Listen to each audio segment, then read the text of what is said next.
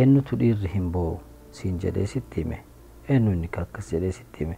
Dhiirri hin boo'a yeroo haadha isaa osoo lubbuudhaan jiru yoo dhabe hin boo'a. Jechi ummaa jedhee waamu sun daa'ima tahuu isaa itti agarsiisa. Haguma fedhe guddaallee ta'u gaafa haadha isaa dhabe ammoo, gaafa haati isaa biraa fagaatte ammoo halkanii fi guyyaa keessatti rifeensi isaa irraa osoo booyu irraa.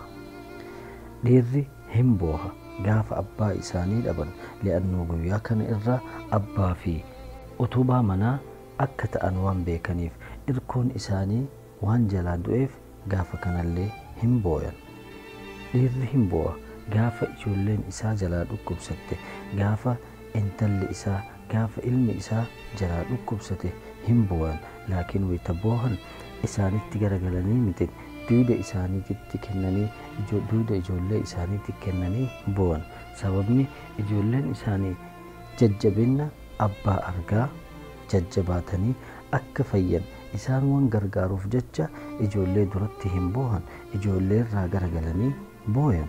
Dhiirri hin booha gaafa intala isaa gurguru, li'annoo akka inni ofii isaatii kunuunsee guddise sanitti namni inni itti fuudhu sun kunuunsa akkasiisan hin kennuuf jedhee waan sodaatuuf gaafa kanallee hin booha jedhan. Dhiirri hin booha jedhan gaafa ijoolleen isaanii isaanitti boonan, gaafa ijoolleen isaanii jecha hin taane isaaniin jedhan gaafa kanallee dhiirri hin booha.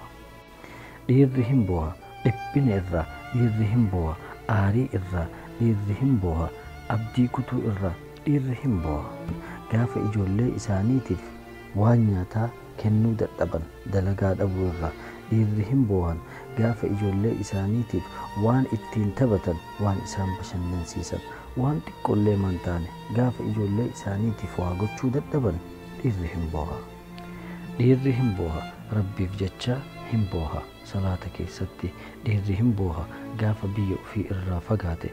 Dhiirri hin booha gaafa namoota jaalatu of biraa dhabe. Dhiirri hin booha. Dhiirri hin booha laakiin akka namoota kaawwanii ifaan ifatti hin boohu. Dhiirri hin booha dukkana keessatti. Dhiirri hin booha rooba jalatti. Dhiirri hin booha yeroo ciisaa tiraasii irratti. Laakiin imimmaan dhiiraa akka imimmaan nama kaawwaniitii miti. Dhiirri yeroo boohu onnee irraa booha, onnee irratti. Boo'icha isaa san ka arguu dandeettu fuula isaa yeroo walitti deemu, yeroo camdaddi jedhu akkasitti arguu dandeetta akka inni boohu. Akkasuma addeenna rifeensaa isaa irratti arguu hin dandeetta. Yeroo ijji isaa gabaabatu ija isaa irratti arguu dandeetta. Boo'ichi isaa akka boo'icha namoota kaawwaniitii miti. Eenyutu jedhe dhiirri hin boohu?